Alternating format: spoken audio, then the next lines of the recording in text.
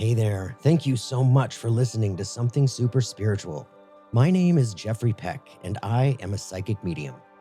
If you are seeking conversation with loved ones on the other side, or discussion about spirituality, life after life, and anything in between, join me as we discuss all things spirit. We are collectively experiencing a spiritual awakening right now and recognizing that we are much, much more than we once believed. We don't die, and life doesn't end. We are eternal spiritual beings living in this crazy 3D virtual world of existence. Let's talk about it. Welcome to Something Super Spiritual Podcast, Dena. I'm so happy to have you here. Thank you for having me, Jeff. It's great to be here. So everybody, I want you to know Dena DeCastro. Dena is amazing. I have worked with her, what do you think, about 3 or 4 years now? Yeah, I think it's been about 3 or 4 years. I hooked up with Dena for the initial like soul purpose reading, just kind of getting a feeling of what my chart says about me, what the energies are in play with who I am and where everything sits. And ever since then, I have met with Dena every year in October just to kind of gauge the next year's transits and energies that are going to be in play to kind of give me a sense of my own road ahead. You know, it's like, where are the opportunities for smooth sailing? Where are the moments where there's might be a little bit of wind or thunder, you know? Yes. So Dena DeCastro has been a professional astrologer since 1998. She provides one-on-one readings as well as mentorship for those who want to learn astrology. She holds a double master's degree in English and spiritual traditions. Her astrology articles have been featured in the Mountain Astrologer magazine, and she publishes regular posts on current events in astrology at her website. Dena enjoys exploring the ways that astrology can help us in our daily lives and offers grounded and practical information in her readings and teachings. And that is so true. That is exactly what I experienced with you in all of those sessions, because it was very down to earth. I understood everything you were speaking of, and just really practical, very pragmatic advice on how to and what to deal with when the energies started to, you know, the squares or whatever you call those, the challenging moments. Yeah. So that's great to hear. Tell us a little bit about baby Dena. How did baby Dena come into astrology, and where did that spark that inner fire? Yeah, I was raised in a household with two parents who were very, they were kind of hippie bohemian. They were very open to astrology, tarot, mystical and esoteric subjects. And that's what was on our bookshelves. I love that. Yeah, it was, well, it took a turn, but that's where it started. And that's where I got the bug, like very early. I just remember when I was 5 and 6, I was an early reader. And I started to gravitate toward astrology books very early, like just because, I'd open it up and I was fascinated by the planets and the pictures of the different zodiac symbols. And I started to read about it. And, my parents split up when I was 6, and my dad continued to be very open-minded about all of that stuff. But my mom became a fundamentalist Christian. And then all of that stuff became, the dark arts, right? I understand that. Yep. Dabbling in the dark arts, as I'm sure you've been accused of as well. Oh, yes. Yep. And so for that chunk of my childhood, from like 6 to 16, then it was Christian fundamentalism was what ruled our household. But I always felt the interest in astrology. That never went away, and tarot. And I even had to hide it from my mom at certain points. And then she eventually came back around to kind of her core self, which I really, she was a mystic in the sense that she was very spiritually seeking. And she came back around to being open to those same things that, we started on the path with. And she even encouraged me in my youth and my early 20s to study astrology and to practice with charts and all of that. So, I mean, I just had this really early interest in it, excuse me, which, I can attribute for my own belief system to a past life, um, immersion in this. Mhm. And I don't say that to give me more credence or to say, oh, I was deemed an astrologer because I was an astrologer in a past life. But I do think that we are drawn to the things that we have walked on the path with in many lifetimes. We Sure. keep being redrawn back into these things. Sure. Mhm. So that's how I explain it to myself. It's like, why was I so passionate about it from the beginning? Why did I have this interest that would not go away? Mhm.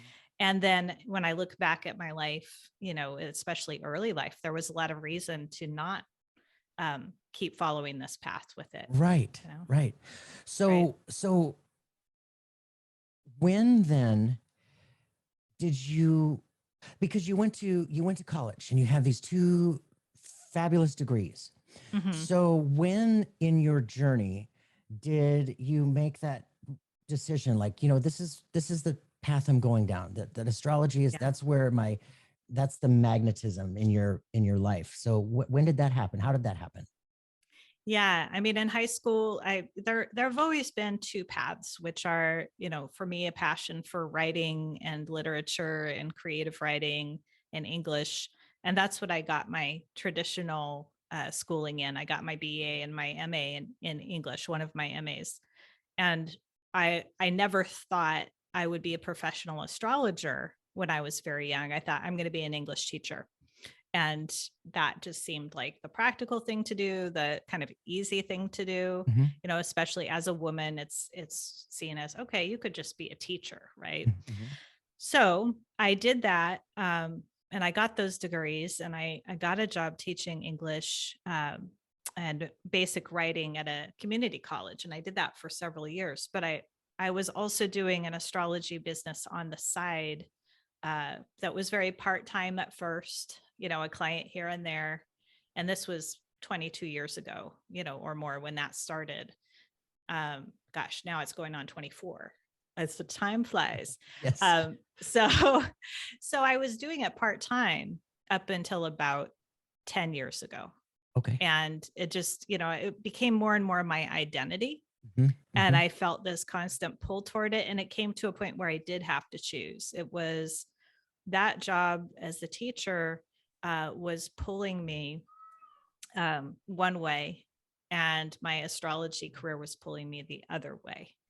And I had to choose because if I couldn't give enough to either one, Right. and it was Right. just continually frustrating me.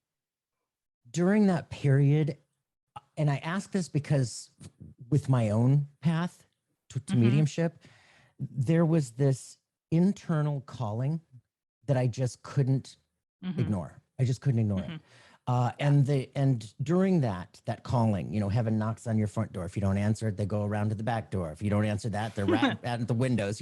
So and the synchronicities that happen during that Yeah. period.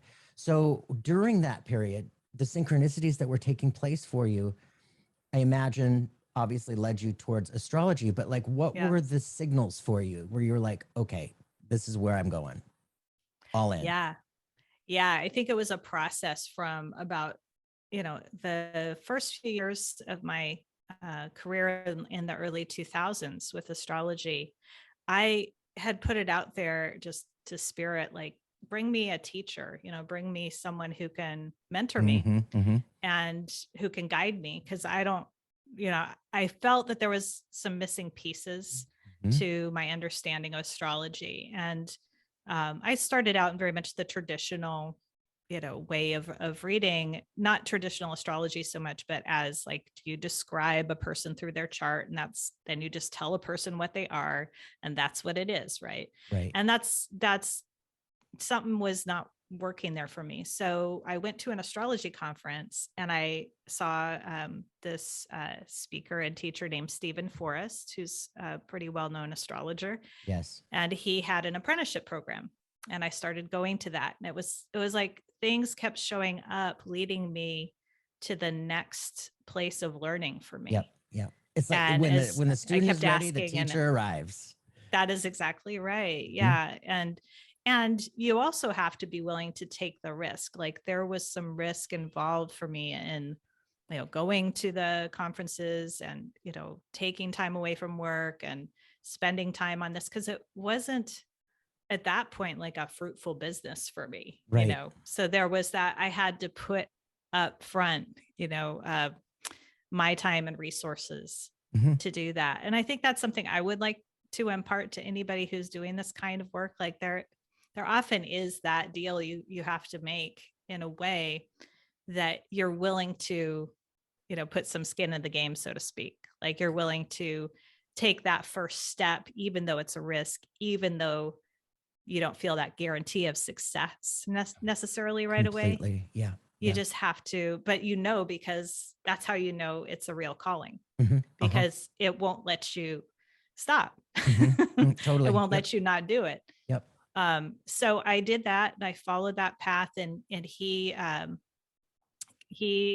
is kind of the instigator of this branch of astrology called evolutionary astrology, which involves or is about our relationship to our past lives and karmic patterns as they come into this life.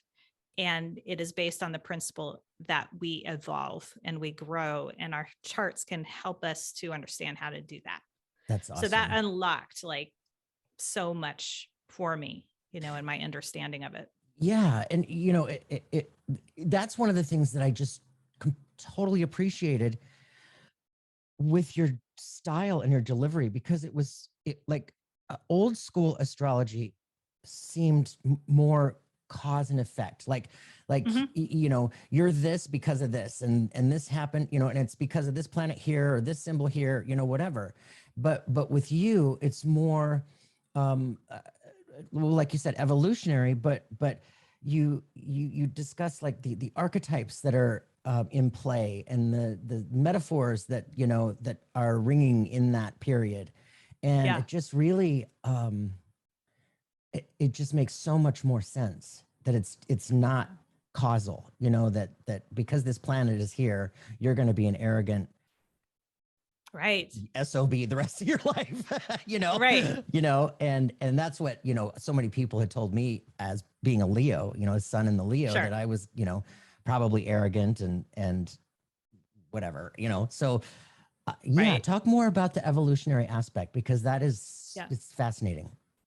Yeah, it really is based on the idea of choice and free will, and that we can choose if we want to work on ourselves, if we want to grow, or if we want to stay closed and stubborn and try to, not have to endure any discomfort. I mean, we make choices around that all the time, every day, right? And what the chart can help you understand is, like when you're looking at a forecast reading, which are the kind of readings that you've had with me the last couple of times, it's here are the ways that your soul wants you to grow right now. Right. Here's some more words to understand how that's happening and why it's happening. But you get to choose if you want to work with those forces of change, or if you want to fight them, or if you want to, again, stay closed and stasis. Right. Right. And I mean, it's comfortable at first, for most of us. We think it's going to be comfortable anyway, to want to just keep things as they are. And that's the human challenge, right? Is to keep opening up to change, keep trying to grow, keep digging deeper, keep trying to understand ourselves. And astrology is the kind of astrology that this is, the evolutionary astrology is how to work with those forces of change, rather than closing down and just putting it in a box and saying, well, a Pluto transit is happening. I guess my life's just going to be chaos and sucky for the next 3 years. Right. It's just, Right. there are things you can do about it. There are things that you can do. And that's, as an astrologer, what I try to help you with is to know how to work with it, because some of these energies are challenging, Mhm. that come into our lives, and our lives show that, right? Yes. Sometimes I'll look at, somebody's going through a really tough time in their life, and I'll see it reflected in the astrology. They're Mhm. having a bunch of, like you say, squares or things going on of that nature Yep. that are challenges, right? Yep. But then the empowering part is, then I can tell the person, oh, well, from an evolutionary perspective, you have a choice in how you deal with this. You can choose to, work on yourself in these specific ways. You can choose to take on these specific challenges head on, rather than letting things happen to you, Yes. right? With just a blind sense of, I don't know what's going on, I just give up, right? Which we can all feel it Ooh, sometimes, totally. right? And that's just like, I have total compassion for that, because I feel that too. Sometimes you just feel like, when you're in a hard time in your life, you're powerless, or Oh, you're completely. you're a victim, Hmm. Hmm. right? And so the astrology helps you to understand, like, how can I take some of the reins in this myself? Yes. What can I do? Right? Completely. Yeah. It's very empowering. Yeah. It gives you, it consciously wakes you up to, well, let me go back. For me, in Mhm. 2008, in the 2000s, I did mortgages. And in 2008, there was the global crash. You know, Yeah. I went down in flames with all of it. I lost everything. I lost my career, my income, my house to foreclosure, my Mhm. car to repossession, bankruptcy. I lost a 10-year relationship, all at the same time. Wow. And looking back, I mean, I felt victimized. I felt like, oh, what is happening here? From a higher perspective, you know, when the universe pulls that rug, there's a reason. Things are Yeah. no longer working for you. Things are no longer in your best and highest good. And here's Mhm. why. So to have that information from the chart, like you're describing, like, okay, this is the potential, but here's how you can work with it. And here's how you can focus on what will empower you to really be strong about it, rather than in this place of, oh, why me? Right. Yeah, it takes you out of the pity party place, Yes. and into, it can, take you into, now what can I do about this Mm-hmm. that I have control of within Completely. myself? And also, like, how can you reframe it for yourself so that it doesn't feel maybe as devastating or as victimizing? Um, Absolutely. It it helps you can help to change. depersonalize it a little Yeah. And it bit. helps you change. It shifts the narrative, you know, Hmm. it shifts Yeah. that narrative within you, from the negative talk to the potential talk, Yes. the potential. And that's really exciting. That's really exciting. Yeah. And within this, it rang a bell earlier. You were talking about uh, the evolution and the learning and growing and the choices and the options. Um, Hmm. but that brought me back to what you had talked about in my first session, where my nodes were, because Hmm. you've done a lot of work with the North Node and the South Node. And I just found that to be such enlightening information for me personally. Like, That's it great. just like it just rang every bell on my insides, like, oh, it makes so much sense. So Yeah. talk a little bit about the nodes and what they mean and how they can help. Yeah. So the nodes are these 2 points on the chart, and they're called the North and the South node. And the South node relates to the karmic patterns that uh, we are born with, that we're bringing in from the past lives. And that is, karma is a pretty loaded word. We think Mm-hmm. of karma in the West, and of kind of an inaccurate way a lot of times, as punishment for something you did, Mm-hmm. or in a past life. And that's not how I mean karma or karmic patterns.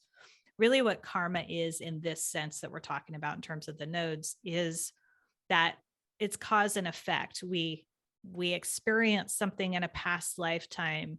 It sets certain things into motion for our soul, but also in this life, we don't want to keep retreading the same patterns and lessons we were learning in the past. The idea is to move forward. Yes. And to move away from those entrenched patterns, or else we don't evolve, right? Right. That's Yes. hence the name evolutionary That's it. astrology. We don't grow, right? We can Yeah. stay stuck. So it's also, I mean, paradoxically, that South Node sign and house, if you know your chart, if you know what house it's in, can tell you like that's where you feel really comfortable, but also can get stuck. It's like a gravitational pull, you know, that constantly draws you there because it's where you're comfy and cozy and you know how to do it and you've done it a million times in a million other lifetimes. The challenge is in this life, the North Node is about what you are here to learn because you haven't experienced it before. Your soul, it's new to your soul, right? Right. And that's always going to feel a little scary and unfamiliar and challenging and not comfortable. Mm-hmm. But the whole premise of what we've been talking about is if you want to evolve, you're going to have to move toward what's uncomfortable. Completely. And so that North Node in the chart gives you a guide post for what to move toward, what qualities to try to embody, you know, by the sign of the house that it's in. Yes. That can help you to do that. Yeah. You know, it just speaks, it speaks to like when we are in difficult times, whether it's a really difficult relationship or a really difficult career, and we've felt the pangs of, you know, this just isn't working anymore, and I know I got to get out. But the known of the pain in that discomfort is more comfortable than the fear of making new decisions and moving forward and getting out and, like, you know, spreading your wings. Right. Well, I mean, think of it like in terms of, you know, we know this principle in psychology as like for children who have been in an abusive home or abusive family dynamics, that we often recreate those patterns in our adult lives, even though it's painful. Like, why would you do that? Right. The answer is you don't consciously do it. You're not, you know, it's not really a conscious choice unless you start bringing that material to consciousness. That's when you can change it. Yes. But you first have to be able to see what happened and what part you now are playing in recreating it. And the same is true for this karmic stuff, that we can be very unaware, you know, especially in our early lives, as to what those patterns are and why we keep getting caught in the, you know, the riptides of those patterns. Mm-hmm. And then we have to work on ourselves and go deeper to see what they are and to understand them. And astrology is, you know, one really powerful tool for seeing that, for bringing it to conscious awareness. Yes. So going back then, you were teaching. Mm-hmm. Now you have developed a course where you're teaching astrology. Mm-hmm. Mm-hmm. And that is super exciting. That's pretty new, isn't it? Yeah, I've been, you know, kind of yes and no, but the form that it is in now is new. And I have done various structures of teaching astrology, one-on-one with people, you know, giving I used to call them tutorials in astrology, tutoring people, going back probably about 15 years. And I would sometimes give mini classes and workshops and things of that nature, especially like in the 2000s. And now what it has become is I'm working with a small group of people, and they each get my one-on-one time over a 3-month period. And, you know, I just do it in 3-month increments, but people can always continue to work with me. But it's basically, we choose a focused set of things they want to work on, a focused set of topics based on where they're at in their astrology studies. Okay, so that was going to be my next question. So are they all newbies, or are they in the middle somewhere, or like? Yeah, most are, you know, have some, at least the basics, an awareness of that, like planets, signs, and houses. Yes. But they're looking to take those skills to the next level to be able to do readings for people, which is that leap, as you know, being a reader, it's a huge leap Yes. from understanding how to do this stuff to then sitting in front of a person Yes. and going, okay, I've got to have the goods now. you know, Yes. you know, that's where a lot of people get deer in the headlights moment, right? Of, Yes. oh my gosh, what do I do? So some people are there. I do even though have some students or, mentorship clients who are who have been astrology readers for a few years or so and are just wanting some coaching on how to really get clearer on, what they're doing, how they're working with clients and things like that. And it's just good to talk to an astrologer who's further down the road with it, and Right. has some more experience. So I have a wide variety of skill levels That's of awesome. people. Yeah. Yeah. So you are their version of your Stephen. Yes. So I feel a bit daunted to say that. I guess so. I mean, and I've had, Stephen was a huge mentor for me. And I've had a couple other mentors along the way. Early on, I had a woman named Paula Benton, who was an astrologer here. And she kind of took me by the hand and showed me the nuts and bolts of things very like in the first couple of years of my practicing. Um, so I am grateful to mentors. I want to pass that on to people in a very individualized and connected way. Totally. Because I think that's how we learn best, Agree. is like when you're really serious about something, and I'm sure you have your mentors too, you need that kind of mentorship with someone that you trust, that you feel is like, oh, I want to be where that person is with their skills, right? Yes. Yep. And it's so important on this path to It have that. is. And it's important to feel that support. Yeah. It's important to feel supported in that way where, Yeah. you know, doing this work, there are times where, we always will run into, a wall here and there. And to have that person that's been doing this for so many decades and guiding you and feeling like, okay, I can take my hand, I got you, it's a really great feeling. So I'm really excited for that for you.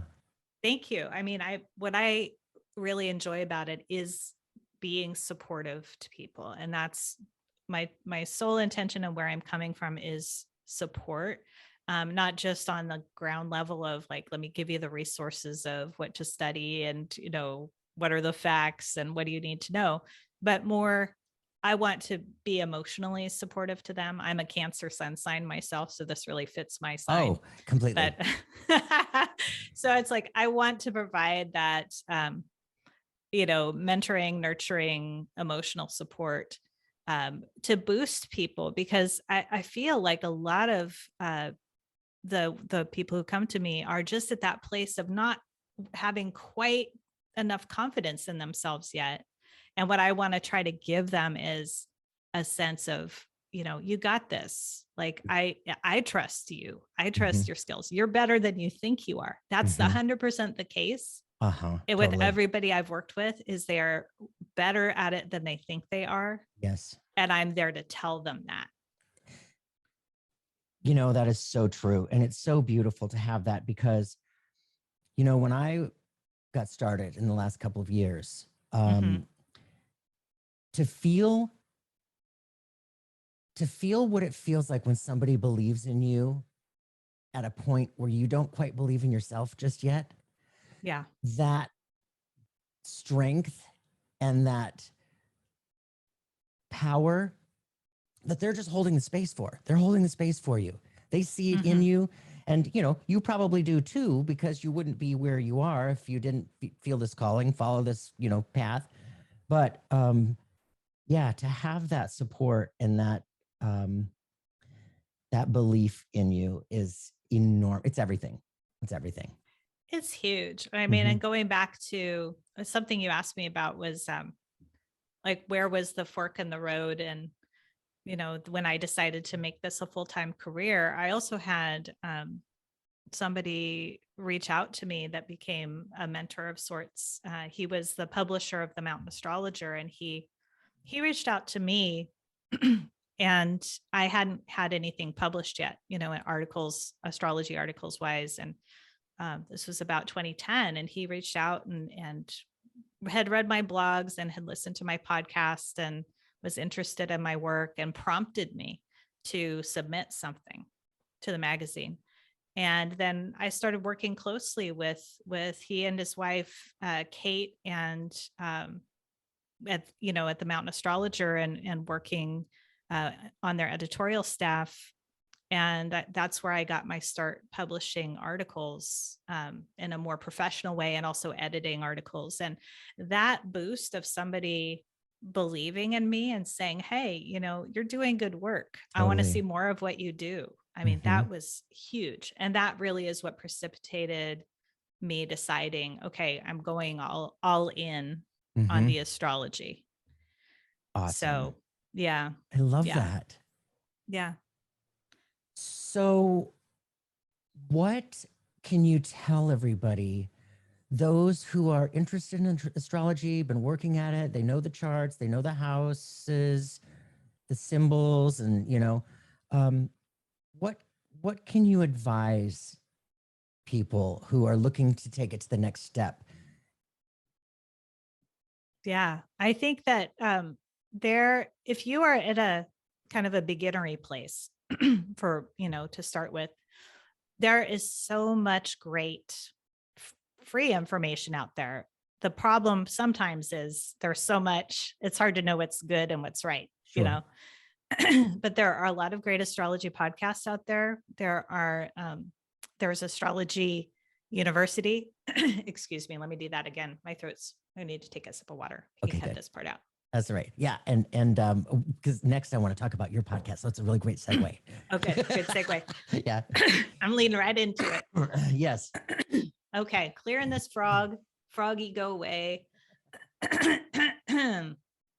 Okay. So there are a lot of great free podcasts. There's also Astrology University, which is run by a friend and colleague of mine, Tony Howard. And that is just a great resource for people to take classes and really immerse themselves in astrology. Great teachers there. So it comes, you can do a formal course through that, or you can do kind of this one-off webinars. So, I mean, those are a couple of things that I can think of right off the top of my head. There's also books, although I find a lot of people now have trouble with, this is kind of sad, but like the attention span it takes to sit and read tomes of books. Like I have a reading list of books that I recommend. Sure. You can find it on my site, but still, a lot of people don't learn best that way anymore. And I honor that. Some people learn more audio, via audio or webinars than via books. And that's great too. So I'd say investigate the free things that are out there before you even need to invest money. And then you can take the next step if you're really serious into like taking webinars and classes. And there's audio you can get from astrology conferences and things of that nature that on topics that you're interested in. Yes. And there's so many great writers in this field that are doing regular blog posts, and they're the ones that, you can find them pretty easily by just Googling certain astrology topics. Yeah. So gather what you can for free and then kind of incrementally go up from there with what you would invest in more advanced materials. Excellent. Yeah. And you also have a very good podcast called Let's Get Real Astrology. Thank you. And I love listening to it because you guys are so easy to listen to. Oh, thanks. And it's just, it's engaging and it's thought-provoking and it gets you to really understand, what it all means, like there's the Mercury retrograde in this house or that house or this retrograde or this, you know what I'm saying? And the full moon here, the new moon there, and you guys really have a way of explaining all of this where it's not overwhelming. You know, it's so easy to take in. So I appreciate that. I love that. And I want you to talk a little bit more about your podcast. Yeah. So we started this podcast just over a year ago. It's Let's Get Real Astrology, and it's my friend Katie Sloan, who is also an astrologer, and I have to say she's the one that prompted me to do it, because I was like, I had done a podcast before many years ago, and it's a lot of work, as you are finding out, I'm sure. It's a lot of work. And I was reticent to invest that time again, but I have to say, this has been so easy and so fun to do it with her, because we've been friends for 12 years. We have these conversations, at least once a month anyway, because we used to have a tradition for like 10 years of our friendship to get together for coffee and just talk about life and astrology and what's going on with the stars and with our lives. And I think she had the light bulb moment of, why don't we just record these conversations, and we'll make it into a podcast essentially. And it's a little more formalized than that, but I mean, you've heard it is very real. And I mean, there's swearing and there's real life stuff. That's okay. We're just being spicy like we are, but it is definitely just a good conversation between friends who both know astrology and use it as a language to understand our lives. Mm-hmm. And so we've covered various topics like, Mercury retrograde. We did a whole series in the fall on the outer planet transits, which they're good for everyone to know about, because it's very likely you have gone through one, or you are going through one at some point in your life. And you for sure will go through. You will go through one. Yes, most likely. Yes. Most likely. So there's these three, Uranus, Neptune, and Pluto. When one of those planets hits something important in your chart, it's going to last a long time. That's why these transits are important. It's going to last. A Pluto transit is 3 years, Neptune's 2 years, and Uranus is about 1.5 years of a transit. And it can happen at any point in your life.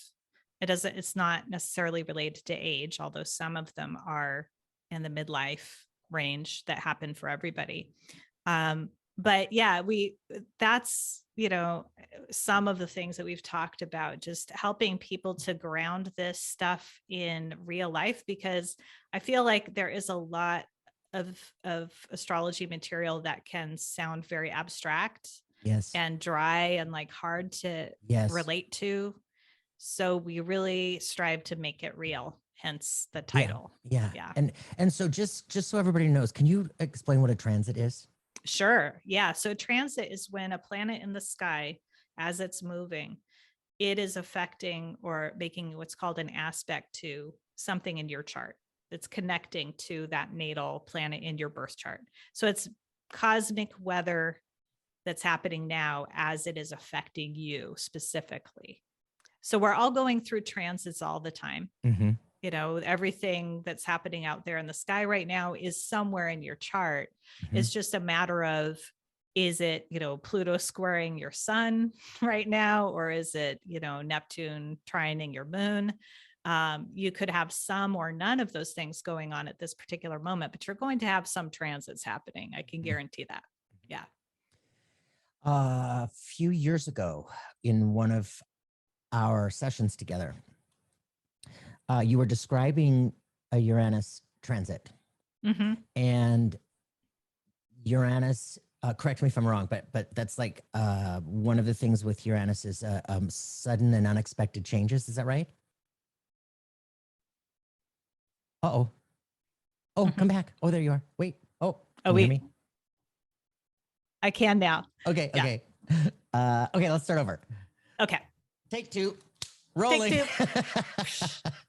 Okay, so speaking of what did I say? What were we talking about? Speaking of transits. Uranus transit. Yes. So in one of our sessions a few years ago now, you were explaining to me that I had a Uranus transit, and Uranus is the planet of sudden and unexpected changes. Right. which don't necessarily have to be bad. They don't have to be Right. bad at all, right? Um, No. in this particular instance, my world was basically caved in. And Oops. yes. Now, had I had this information beforehand, I would have been able to make different choices, you know? Mhm. And I love coming out of a session with you like that, having this information, bringing what is subconscious into the conscious, like you said, Yeah. it's it's fabulous. There are just so many aha moments that can be derived from having somebody like you explain our blueprint and what it means, and Yeah.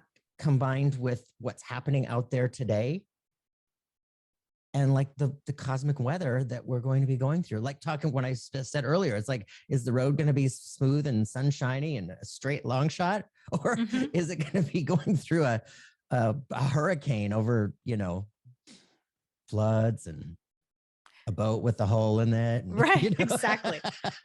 Exactly. Well, even like in your example, sometimes it's even helpful to know after the fact when something has been Mhm, happening, mhm. because sometimes people breathe a sigh of relief and feel validated. Like, oh my God, like Yes. I thought it was just me. Am I, that I was going crazy. But if you understand that there's a timing and a season and a cycle to things, Mhm, and that also if you're in the middle of something, it will end, this too shall mhm, pass, mhm. that can be really helpful, you Extremely. know. Mhm. Yeah, this is a short duration or it's a longer duration, but you're going to get through it, right? Yeah, and within that perceived difficult period, Mm-hmm. there are the trines that are Mm-hmm. helpful, and you describe, what is potential if you focus over here rather than focusing on the struggle, or and it's Right. awesome. I frame it as opportunity periods, and Yes. there are always those too. I mean, Jupiter is the planet that's most associated with opportunities and good luck and benevolent energies. It's not always going to bring the goodies, because I Hmm. think, it's a little overblown what Jupiter does, uh, what some people believe about it. But I do think if you're willing to, again, take some risks and, go for the big apple, then you're likely to get it during a Jupiter time. So I balance, in a reading, those kinds of things in with the challenging stuff, because Hmm. we always have some challenging stuff too, Hmm. and say, okay, yeah, you have these challenges, but you also have these opportunities. So let's lean into those opportunities, right? Completely. And go with the flow of the easy stuff Hmm. to mitigate some of the difficulty of the hard stuff. Yeah. Yeah. Yeah. Oh, that's awesome. Mhm. That's good stuff. That's really good stuff. Who inspires you? Who inspires me? Wow. I'm very inspired by creativity. Mhm. And so it's one of, it's a passion within astrology for me always to be creating. That's why I like to write blog posts, and why I create the podcast, and why the act of doing a reading itself is a creative act, right? Yes. So Hmm. each reading itself is, for me, it's this individualized piece of artwork, that I'm giving to a person. I mean, not, Right. I don't mean that in an arrogant way, but No. it is how it feels to me. Hmm. It's like, this is, I'm crafting something unique and specific and individual. And so it's a very creatively fulfilling thing for me to do. What also inspires me is writers and authors who do creative work, novelists, and that's also something I have a calling to want to do and explore, is to write fiction. So it really, but if you say like what inspires me, it's creativity. It's people taking the risk to put themselves out there in very bold ways, Yes. that there's never a guarantee Oh, of there's not. it being received, or it being appreciated, or Hmm. it being met with, a good reception. It's just what you have to do to Yes. feel alive. Yes. And Oh, that's what I want people to do and like to realize about themselves. And I think what I'm always trying to get across in a reading is, how can you tap into your own creativity? yes. Because you wouldn't believe the number of people who say to me, when I say something about creativity in their chart, they think they're not creative. They say, Mm-hmm. I'm not creative. I don't do any of that kind of stuff. It's like everybody is innately creative. We are Yes. creators, Yes. Oh, you know. this whole conversation has had me in chili bumps from head to toe. I mean, it's just, it's, you're pinging the right notes, the right chords. It's so true. Yeah. It's so This is a true. big issue right now because I feel like, and you're probably seeing this in your readings too, and you've probably seen this theme come up a lot just in doing mediumship, Mhm. is that, I think that creativity for people is one of the biggest blocks that they have to their own happiness and fulfillment, and the thing that can save us as Yes. people and as a species is step into your own creativity, your own Yes. path, whatever that is for you. Yes. What gives you joy to make, to create, to pursue, right? Yep. Yep. And it can be, I'm very loosely defining creativity here. I'm not saying it's painting or dancing or writing poetry. Those Right. are ways, Mhm. but that's not the kind of creativity I'm talking about. I'm talking about you using your essence to and knowing your essence enough to then be able to express it out there in the world And share. and share and share. Mhm. And I think that all of my heroes in my life, have been people who are um, able to do that with like reckless abandon. Like they Yes. just share of themselves, no matter how quirky or weird they are, Yes. a lot Without of the, fear. exactly.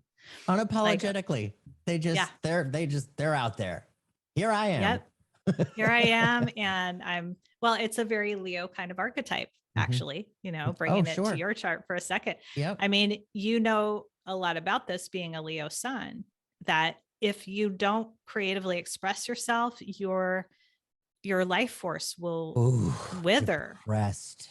You'll get very depressed. Depressed. Oh, Yeah. completely. Hmm. You have to have a creative outlet as a Leo. It's imperative. It's like Yes. it's a life or death kind of situation on a It's very soul true. level. Yep. It's Yeah. very true. And Yeah. having experienced, depression and anxiety for most of my life, Mm-hmm. I can look back and recognize those times where I wasn't doing anything creative. I Mm-hmm. wasn't feeling my spirit. I wasn't Yeah. really, tapping into my core soul. Yeah. And I think that comes with life experience. That comes with life Yeah. experience for all of us. But yeah, for what you're referring to, the Leo and the creativity, and yeah, I hear you. Yeah. Mhm. Yeah. And I think this is a good thing to point out too, is that we all have all of the archetypes within us. We all have all of the signs Yes. and all of the planets, not to get too confusing about it, but even if you don't have a Leo sun in your chart, or you don't have any Leo planets in your chart, you still have that Leo archetype Hmm. of the creative and the artist. And um, so we can all tap into these things, Yes. right? And we need to, in order to be fully integrated humans. Hmm. Completely. Yeah. And creativity, somebody might be the most amazing, loving, nurturing, caring role model for children. Mm-hmm. And that, taking it to the children, Mm-hmm. might not seem creative, like, Mm. painting a canvas or writing music or singing on a stage. You know what I'm saying? But Right. but that in its own self is tapping into their own creativity, where Mm-hmm. they, recognize this within themselves, and then they share that aspect of themselves, empowering all of those and inspiring all of those that they're touching, even if it's little Yeah. kids, even if it's little Yep. kids, because they feel it. That's the first thing they're aware of is their feelings, that they feel it. And that's huge for one's development. And so, yeah, speaking of, whether it's art or whatever, creation is Right. creation. Yeah, exactly. I mean, it's sharing of yourself, and it's also that principle of what is play. Um, like as adults, we lose touch with that Yes. concept of playing. And to me, that's what creativity is as well. It's whatever feels like play to you is often how I describe it in my readings. And that's how I kind of try to get people back in touch with what that word means.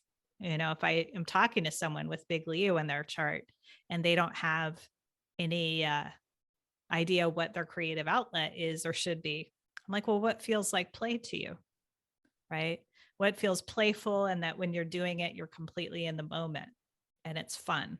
It is that simple. It is that simple. And it could be anything, It could be anything. Anything. Yeah. So I feel like that's something that is really missing in our culture is creativity for creativity's sake, not. And here's where we can say what's the shadow side of that archetype, of that, Leo archetype, is doing it for attention. Yes. Or with the expectation of applause. Yes. That's where it becomes tainted, right? Yes. If you have that expectation, of course, Leo needs some applause. That's we want to give you that, but it's good to get it. And yet, if you're hooked on it, yes, then it becomes toxic. And I think if you see that shadow in our culture as well, is like, people that want all the focus on them, and it's a me. And especially on like social media, you can see that, then that sucks the joy and the innocence out of the creativity. Do you have any final thoughts? You want to impart with people? Any words of wisdom? I would say that there is always something that you can get from the wisdom of astrology just by paying attention to what's going on in the sky right now. Even if you don't know your own chart, there are collective things going on in the cosmic weather. I write about some of these things at my website. For example, we just had Jupiter go into the sign of Aries, and that's happening in the cosmic weather. It applies to the collective, that this is a theme, that we're going through right now. So you can pay attention to things like that. If you're new to astrology, or even if you aren't and you want to go deeper with it, start tuning into what the cosmic weather is right now. Where are the planets? In what signs are they? To understand the themes of the times that we're in, and get your own individual grasp on the lessons that are available to us, because then you can walk in this world more consciously. And so, for example, that Jupiter and Aries piece, Jupiter is about where we're expanding and growing into new territory, and it tends to magnify whatever sign it touches, the archetype of that sign. And Aries is a very fiery, assertive, go get 'em sign, right? It's about new beginnings. Completely. It's the first sign of the zodiac. Yep. So it's a fire sign yourself. You're probably vibing with this Jupiter totally. energy right now. Yeah. It's like, get it going, get it started. So this is a good time. Jupiter stays in a sign about a year. This year ahead is really good for starting things, for getting them going, for taking action. It's going to bring you good luck and support in that. And taking those risks, right? It feels like I've said risk a lot in this podcast, and it's probably because Jupiter's in Aries right now, and it's prompting that idea to get out there, is that we all need to take risks and to stop being so afraid of doing things in our lives. Amen. Yeah. Amen. And I'm sure you're seeing that theme too in your readings. It's like, completely, it's coming through. So that's the wisdom I would like to impart to people, is pay attention to what's going on in the stars, whether you follow my blog posts or my newsletters or somebody else. There's like so many good people and writers out there in astrology, and really use it to help you make more informed choices in your own life. Yes. Yeah. Yes. So all of you out there, if you have any ideas for yourself, you've been pinged, you've had these really great ideas, act on them. Yeah. Take that inspiration as divine inspiration and know that right now, like Dena was just describing with Jupiter in Aries, that's a really wonderful opportunity set up for us to move forward and in with strength and courage. So Dena, I want to thank you so much for being here with me today. This has been so much fun. And I want you guys to follow Dena at denadecastro.com. Take a look at her information. Those of you who are working on astrology that might want to take it to the next level, Dena's your gal. She's amazing. Those of you that want to know a little bit more about who you are and why you're here and where you're going and what's going on, serious, talk to Dena and have some readings with her. Get the soul purpose reading. Talk to her every year like I do. It's so helpful, and it sets yourself up for success in that next year. Well, thank you so much, Jeff. It's been an absolute delight being on with you, and I really appreciate your having me on. Thank you so much. I love you. I love you too. I love you. Thank you again for listening to the Something Super Spiritual podcast. If you know someone who would enjoy this episode, please do share it with a friend. For show notes, links, and to purchase a mediumship reading, my website is somethingsuperspiritual.com. You can also easily subscribe and follow the show on your favorite app, sign up for my newsletter for bonus content, and to keep the conversation going, you can easily join the Facebook community. It's all right there at the website, somethingsuperspiritual.com.